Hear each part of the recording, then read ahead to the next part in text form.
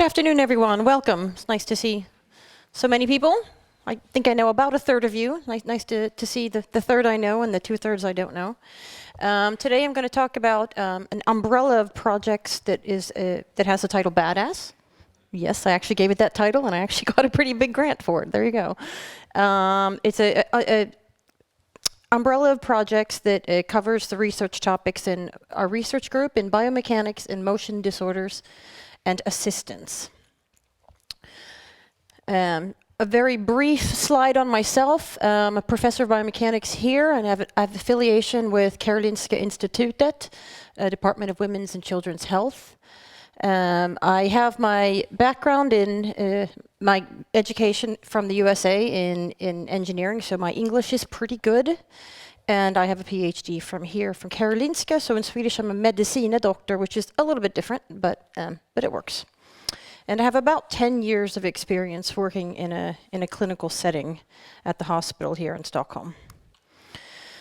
I'm also very happy to present my research group. We're called the KTH Movability Lab. We're just across the street. If you walk outside of the street, you'll look straight up and you'll see my office and our lab just over to the right. Besides myself and one other senior faculty, we have 2 postdocs and soon a third one who are scattered around in here, 4 PhD students, and 3 more who don't strictly sit with me, but they're also worth a mention, and I co-supervise them. And then we have masters and undergraduate students who really do quite a lot of really good work as well. So that's us. We're just across the street there. You'll recognize probably this window if you go out to the street and have a look. So just across. Our lab is just installed. It's not even a year old yet. We have a motion analysis lab.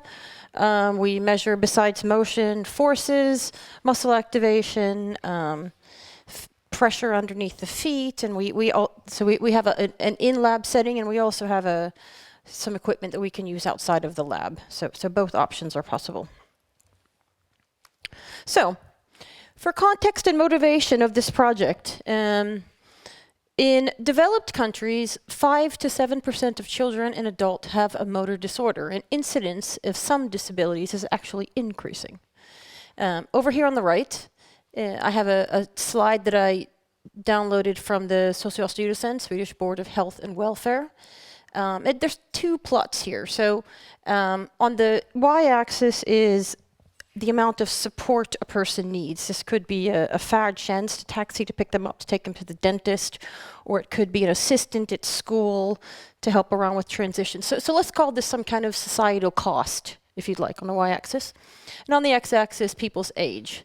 So we see two plots here. This first one is adult onset brain injury. Could be trauma or stroke. And then the red one is other motor disabilities. So of course the peak is highest here. So it's these people around this age who, let's say, cost society the most, which isn't really surprising.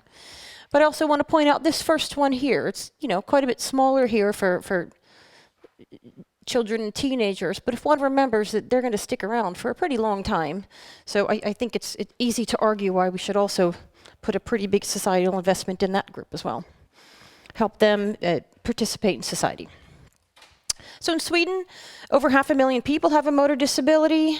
It's quite common and a common reason for long-term disability and early pension. And then internationally, there's some things that probably should be common sense, but sadly aren't always. That a child with disabilities has the same right to a full life and inherent dignity. Should be common sense. Having said that, 90% of children with disability do not attend schools in developing countries, which is a bit shocking. We can't cover all of that right now, but it's a good context, I think. So what we do within our research group is technology to decode, predict, and enhance human movement. I have 4 sort of groups of projects. I'm not really going to introduce this last one at all, but I will introduce these first 3.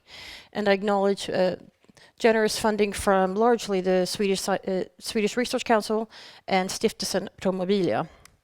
So in the first project is studying bone growth. So we're looking at the way bones grow.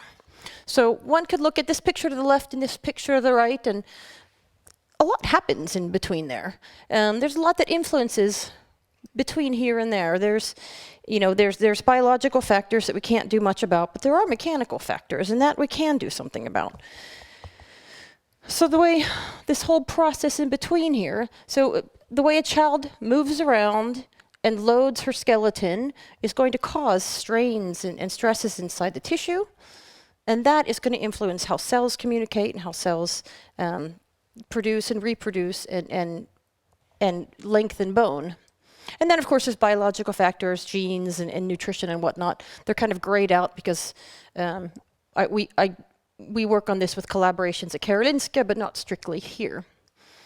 But so one can certainly influence the way we turn out here based on activity. And we know this because we know that some small children who were born with, say, a motor disability don't have skeletal deformities when they're small, but they do when they're 15. So that has come around over time. So understanding that process has been quite interesting. So a little bit of background is a PhD student who finished a couple of years ago. We started looking at this one, a multi-scale modeling of bones. We looked at both, the whole person on a macro scale, and then we tested a person in motion capture, had a look at all the forces on the skeleton, and then even moved it down a scale to look at tissue stresses and strains. From there, we applied some of the theories that we know about how bone grows, and we tried to predict growth to some extent. And she did a good job. We did what we could, but there's still kind of a lot of unanswered questions. And truth be told, children grow a little bit slow. It takes, 15 years to get all the way up to here. So we did some pilot tests on rats who reach full maturity in like 30 days. So we did a pilot test a few years ago. So we removed a piece of a long bone inside the little rat paws, and we took them out on day 0, and we subjected them to different amount of loading, and then we let them grow in an incubator for 3 days. And we found that just from a different loading here, we could influence the growth after 23 days by up to 20%, which was kind of mind-boggling. So that got us interested that we really need to pursue this. So now it's become kind of a big project now. We're working on this in vivo, so on live mice and also ex vivo. And soon we'll be doing some mechanical characterization around the growth plane. So the first project I have is Marta, who's a postdoc in the group here. So this is her focus area on biomechanics of the bone growth, with particular focus right around this section right there where we grow on all the bones.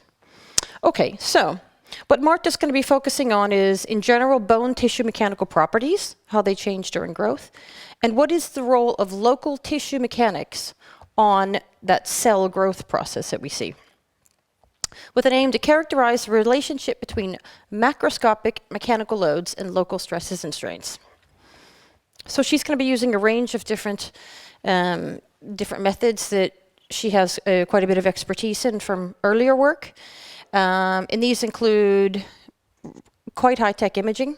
So in situ, we'll be loading different bone, small samples, and then doing imaging to test the microstrains, which I think this one animation that shows this a little bit here.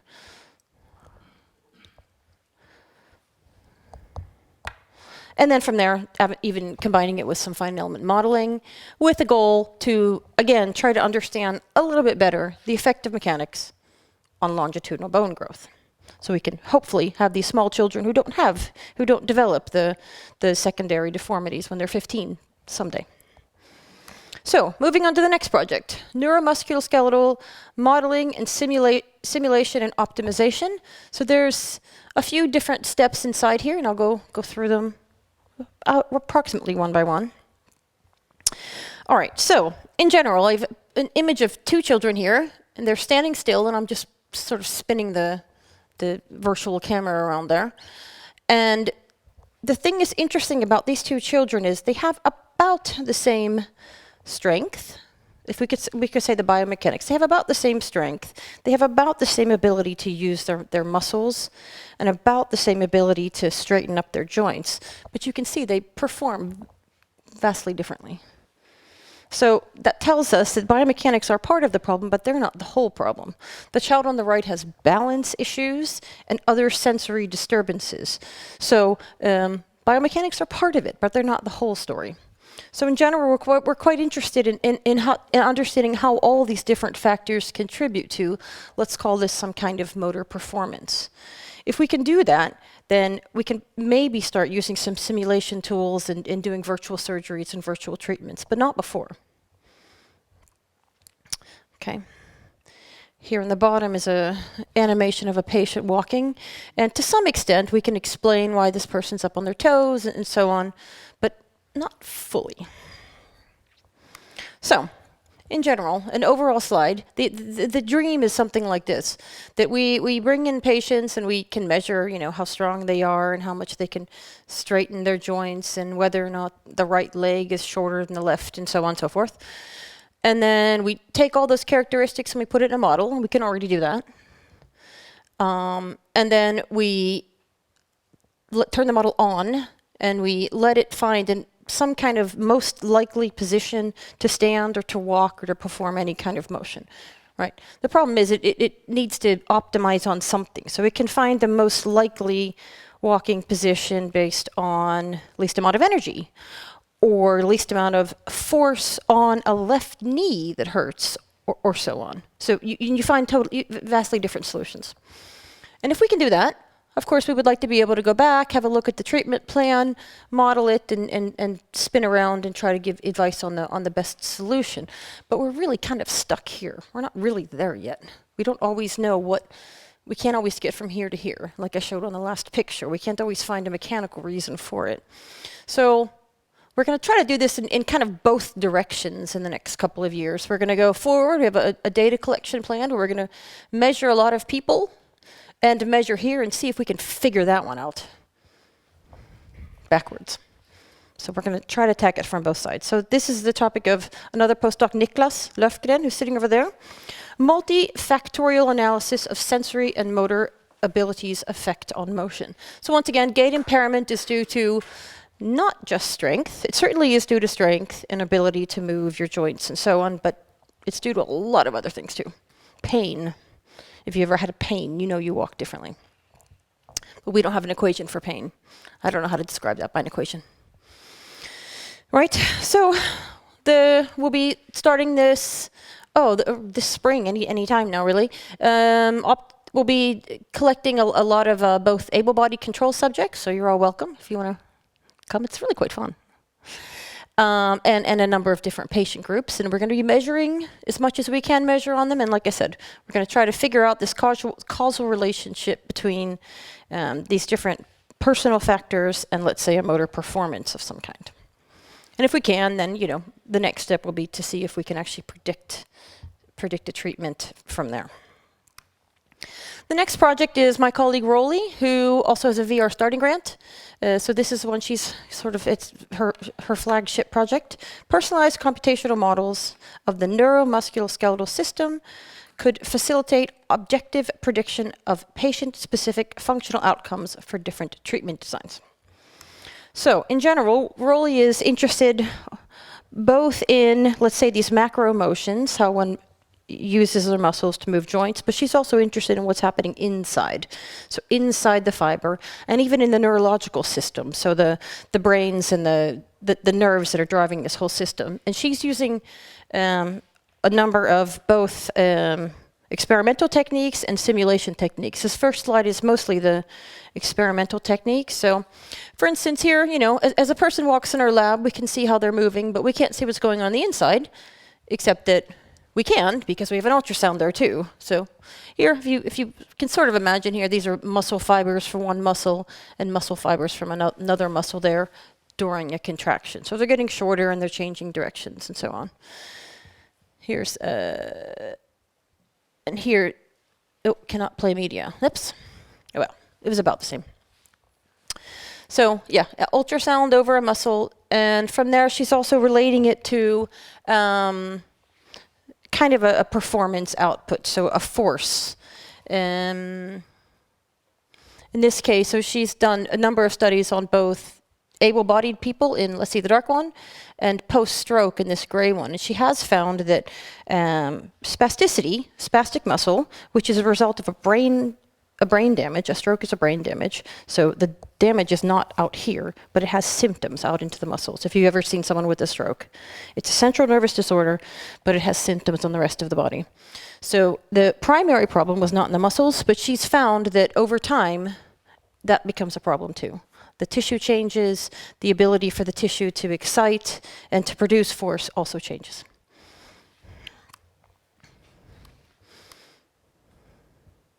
Right, so here she's combining it even with different motions. Here's a quick motion here, trying to stretch the calf muscles of this person. And then she's measuring it with what's called a high-density EMG, so it's measuring how the electrical signal moves down the muscle and across the muscle, and how this changes in persons who've had spasticity. And then in the next year or so, she's already started implementing it into a similar model that I showed you in the past couple of slides, and that will continue. So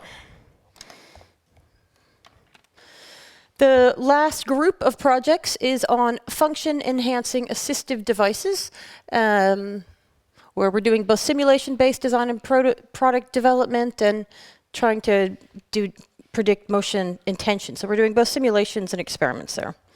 So the context is this. If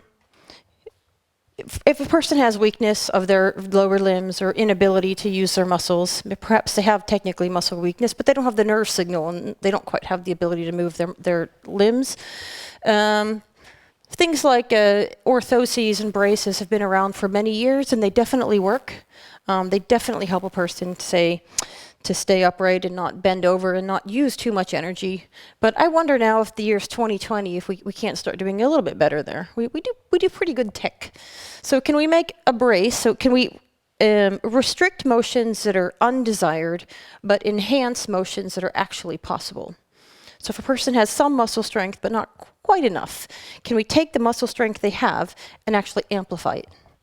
And if one can do that, then we can preserve their existing motor pathways. So when you do motions like this, it really is learning by doing. If your brain is going to actually remember how to do this, you have to actually do it. Okay, so different passive devices that do this to your joints, they have some benefits, but not in actual learning. There is none there. You have to do it to learn it. Okay, so there's different devices out there. This one's from our lab, and I'm not going to go through them all. Here's me a couple of years ago trying out such a device called the HAL, the Hybrid Assistive Limb. It is from Japan. It is not from KTH. And it's one of the few commercial products out there. And this is sort of one of a kind in a way, because there's motors on the hips and knees here. And these motors have two different ways of being driven. On one hand, there's electrodes that are sensing my muscle activation. So one could choose a drive that's enhancing my own muscle function, or a completely automatic function, so override. And that's what Lanie, this physical therapist behind me, is doing. She's got like a slide bar, more or less. And she's deciding who's driving who. Am I driving the robot, or is the robot driving me? So I thought this was, a really great idea. I thought, wow, this is, we could start using this on little people that are going to become big people and so on. But when I put it on, it was, interesting and exciting. But after a couple of seconds, I realized we're not quite there yet. It was still pretty hard to navigate. It was a little bit clumsy. It really is good for just walking straight forward on a flat surface at a constant velocity. But if you want to do anything else, I was struggling against it. So I thought, well, that's also good. We can use that. There's still plenty of potential in this field. There's plenty to be done. Just kind of a context there.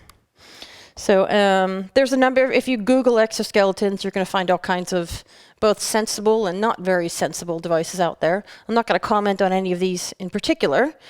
I'll just say that, unfortunately, there's a lot of unsensible devices out there. Not commenting on those. Some of the better known ones that have some evidence behind them and have some real studies and so on are listed here. The two on the left are commercial products, and as far as I know, these are not commercial yet, but let's say advanced stage research projects. And yeah, they're from the big group, Stanford and MIT and so on. So there are some products out there. Some, span the entire body. Some only span one joint. I don't have another. There's another one from Harvard that spans the hip. So they do both. Some of them try to be kind of modular, so you can have just a hip or just a knee or put them together. But and technology has come incredible steps in the past 2 decades or so.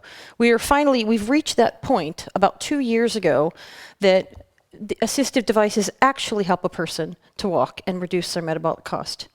So of all the decades of research that have gone into it, they've all not really succeeded until about 2 years ago. So it's kind of an interesting threshold to be over now. So it's promising. It's a bright future. But what still isn't exactly solved is assistance as needed. It's really not that hard to make a brace and a motor and have it put in automatic function and have it turn. That's not really that hard. What's difficult is to decide to assist when needed and as much as needed. So how much and when? It's very difficult. That's where quite a bit of the art lies in it. And what is the user's, function? Does the user want to reduce their metabolic cost? Maybe not. Maybe they just want to walk faster, and they don't really care about the metabolic cost. If it's in some kind of training situation or retraining, then you really don't want it to be all that easy. When you exercise, you try to make it hard for you. So, there's different goals, and that needs to be considered. Again, adaptability to different motions. We do a lot more every single day than just walk straight ahead at a constant velocity. We sit, we stand, we jump, we climb, we get into cars, we get out of cars, we stand on the subway and try not to bump into people. We do a lot. And then, in general, all of them are still kind of heavy and but we're getting there. Flexibility and compliance. So, this is the main project of Yixing, who's a PhD student, also in the lab. So I'm going to go through a few different projects here. So, project she's done is simulation-based design of a knee exoskeleton. She's also produced a prototype here as well. So, in here, we're looking at the sensitivity analysis of physical parameters. There is a heavy motor, and we have to put it somewhere. So can we move it to a position that perhaps doesn't make it harder for the person, or maybe makes it even just a little tiny bit easier? So she's, done a simulation of that one. You can kind of see the simulation here, based on collected data from people in this this prototype. And we have found that, physical design does play a significant role in both how much demand we still place on the user and at how much interaction forces there are. How tight do we have to strap those bands and so on.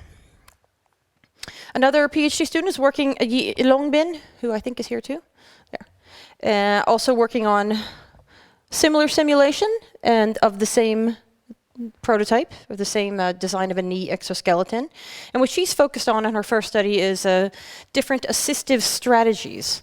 So the hypothesis is that, in this case, a simple pendulum can be used to simulate adaptive assistive control. So can we look at the swing phase when that leg moves from its far back position to the forward position? You could sort of get an idea that this looks a little bit like a double pendulum or pendulum swinging. So can one use a sort of a pendulum model? And if you recognize this from mechanics classes, this is just a pendulum. And have a look at different assistive strategies. So without going too far into exactly what these are, she's tried 3 different models, damped and not damped and so on. And what I'm plotting here on this side is how much muscle force or muscle torque the user still has to provide over time, or actually over position here. And one can see this blue one doesn't really help. The person still has to use kind of a lot of their own torque. And on the yellow one, the person doesn't have to use much of their own torque. And again, this needs to be weighed on what the goals are. So she's, in her most recent project, we're also looking at, in general, a motor can provide torque. It spins. The art to figure out is how much and when. So can we use, our motion capture and models, and just very similar to the models I've showed you, we know quite a bit about how muscles behave and so on. Can we use that information to determine how much torque the person is producing And then we could sort of let the motor do the rest. So that would be trying to predict a user's torque from these wearable sensors that sense electrical activity over the muscles, and try to predict torque. Kind of a complicated big model that has a lot of parameters and sadly a lot of unknowns and a lot of simplifications, but yeah. Or do we skip it kind of altogether, put a little black box over it, and use a machine learning, in this case an artificial neural network, to figure it out? So she's just completed a study where we measured that one. So we've, without going too far into what these are torque around the ankle. So the actual ones are in red, and then ones from this complicated model are in blue, and ones from the neural network are in green. And she found that the complicated model sometimes predicts better. It predicts better when we can calibrate it on very strenuous activities. But it didn't always work better. The neural network produced better when it was trained on many and various activities. So at the moment, it's still a bit of a question mark. We can't specifically say which one's better and when. It depends a little bit. Another PhD student, Ben, who isn't here today, has been, in general, trying to predict the gait phase. So we would like to communicate to a device what part of, for instance, walking are we in? Are we in the part where you should straighten your knee or bend your knee? Do we want to make the ankle go this way or go that way? So, and if we can do this in real time using wearable sensors.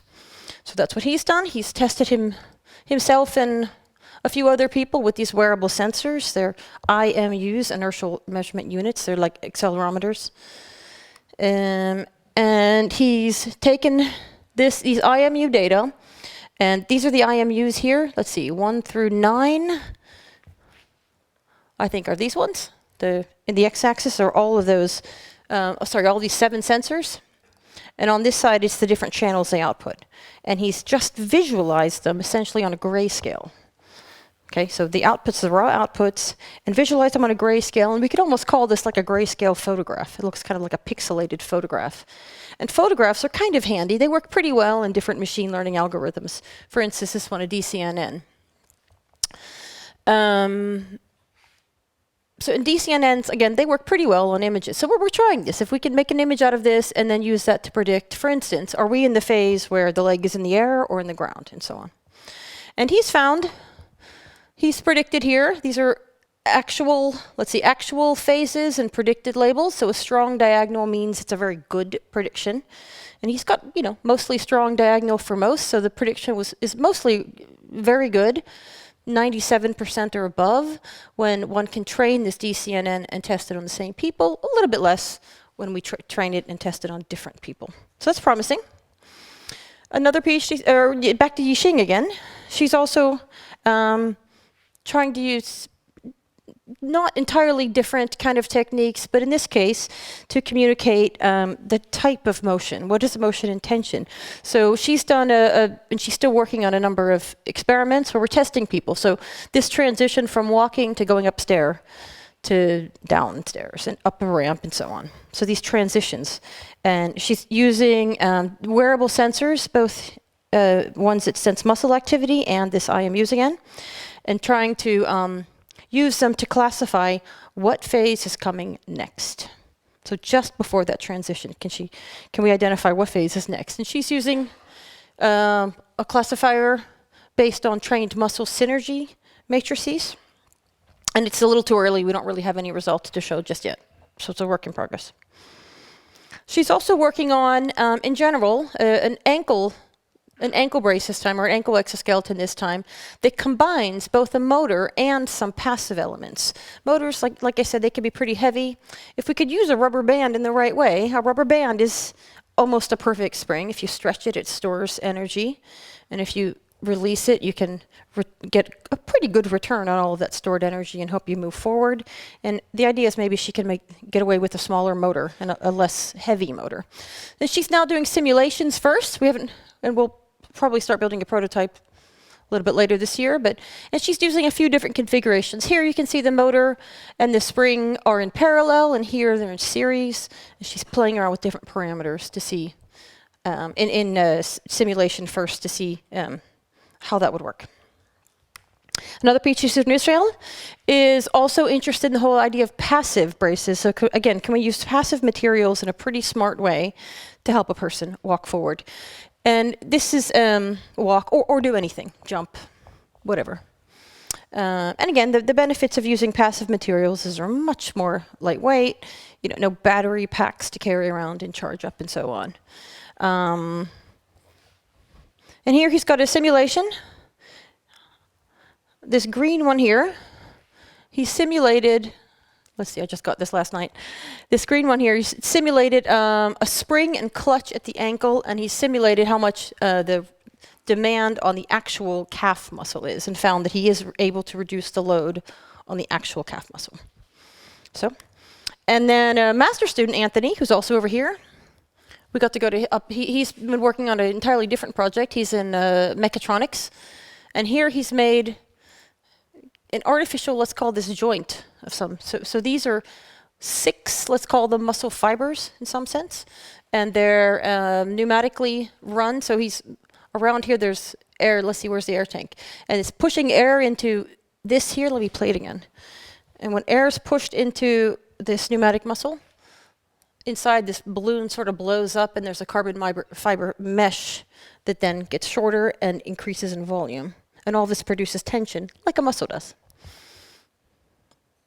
And there's a spring, so let's call that something like a tendon. And here, so there, it got a little shorter there.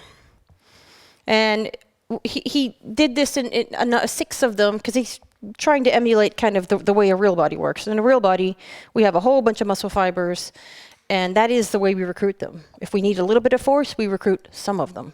If we need more force, we recruit more of them. So this is how we work.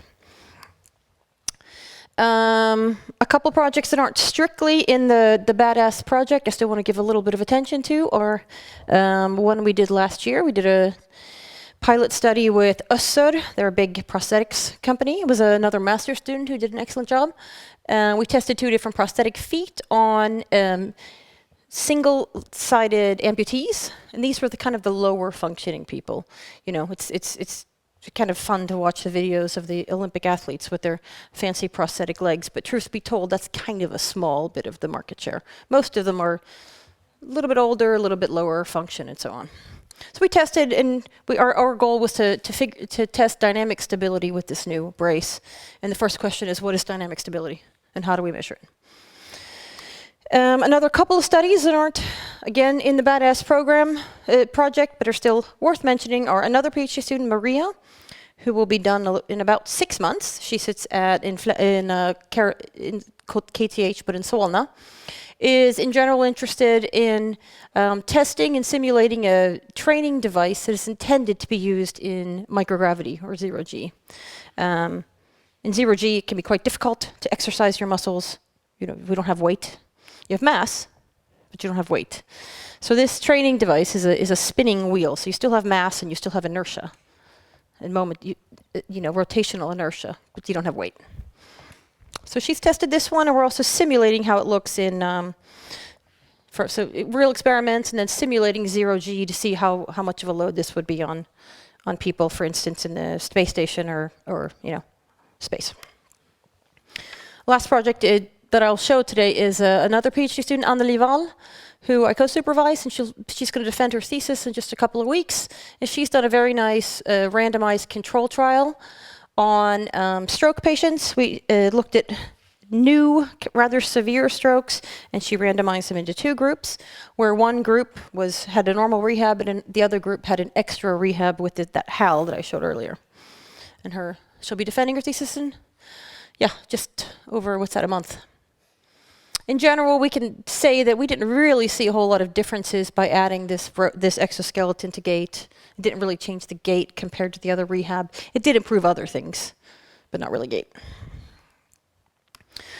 So, last project is that we have just started up. It's an EIT health project. We're also going to be looking at a design of a shoe and an insole system that's designed for diabetics who don't have very good circulation. The muscles of their feet and tissues tend to change a little bit, and they often don't feel exactly how hard they're pressing on their feet, then they're very subject to getting pressure sores and amputations. So can we try to, the idea is to try to bring a person in before any of that happens and design a shoe and an insole that prevents all of that. So we'll be starting just started this project. I have 1 minute left. Also not a project we're doing exactly in my lab, but another student that I co-supervise is looking at running elite athletes. He studied the very, very first step out of the blocks on elite and competitive sprinters. So he's tested some Olympians here down the hill at GIH. And what he's seen is in the very first step there, they do something a little bit funny with their leg. A lot of them tend to rotate in, and the whole thing ends up looking a little bit awkward. So he's spent the past 4.5 years trying to figure out what that awkward rotation of the leg and what is it for? Is there any biomechanical benefits? We've been part of all of these studies, and for instance, one of the things we found that this is induced acceleration from 2 different muscles in the calf. So on a wide stance, this blue color here, the muscles do propel the center of mass forward a little faster. But during the trials, they only ran maybe 15 meters, so we couldn't actually see any speed differences. So what I think you can expect from us in the coming years, besides what I already mentioned, I think we're going to start even more looking into smart textiles and smart materials. Powered and unpowered assistance, I would imagine. We're also going to be trying to include the human in the loop, so involving users in goals, what should assistive device be doing, and then their experience. From all of my years, it never works when you try to make something to help a person if they don't like it. If they say, I don't like it, there's no point in saying, well, it's good for you, wear it. So involving them in the whole process and development. And the use of real-time biofeedback. This was here just in December. We had a student just was here for a short while from Shanghai Jiao Tong University. And there's me standing in the lab, and he developed in just a few weeks this cool Unity program. So I'm actually controlling this person here. It's a little girl on a surfboard, I think. So I'm trying to balance myself so I stay inside that circle. So in general, we see kind of a big benefit to using, again, including the person and having even a live biofeedback and have it part of a development loop. So lastly. Whoa, I got loud. A short announcement that we're going to be holding a really big conference next summer. We expect maybe 1,300 participants, International Society of Biomechanics. It's both me here at KTH and then colleagues at GEHO and Karolinska. I gratefully acknowledge besides the group that I presented earlier, current and former colleagues. And thank you. If you have any questions.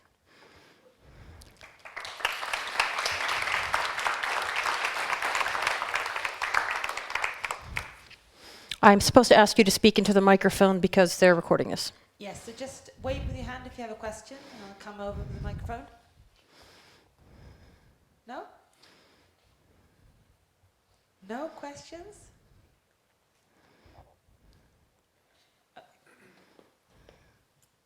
Hi, thanks for the presentation. I was just wondering, in terms of, you mentioned batteries and materials in terms of external prosthetics. What are some of the biggest challenges there for you? Lots. Is it weight? Is it mass? Is it I don't know, energy storage capability or? Yes, yes, and yes. The weight is a problem. Mass bulk is a problem. It's even if it's 7 kilos, it's a point mass, so you can't distribute it out either. So location. It almost always has to stick out a bit, so it creates like a torque. So yeah, all of that's a problem. Battery time is a problem. So if you could have a sort of dream material for your external prosthesis, what are the sort of factors that you look at? What are the material characteristics? We would have to try to make some kind of balance of performance, weight and so on, how much, it would have to be material that changes shape and changes form. And there are materials now that, if you put a current through them, they can change shape. I think that it's kind of limited in how much shape they can change. So, trying to move that limit out to make it a little more useful. Again, timing, control, all that kind of thing. So a lot of challenges, which is, a good thing.